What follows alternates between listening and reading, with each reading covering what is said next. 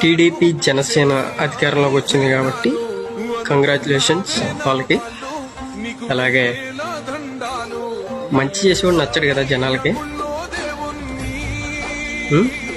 ఏ అక్క, నీ పిల్లలకి అమ్మఒడిస్తున్నందుగా జగన్మోహన్ రెడ్డి దింపారు. నేను పెద్దమ్మా నెల నెల 18,000 డోక్రా మహిళలకు ఇస్తున్నారన్నా దింపింది. బాబాయ్, నీకంటూ గుర్తింపు ఉండాలని ఇల్లు కట్టించి ఇచ్చాడే, అందుకేనా జగన్మోహన్ రెడ్డి దింపింది.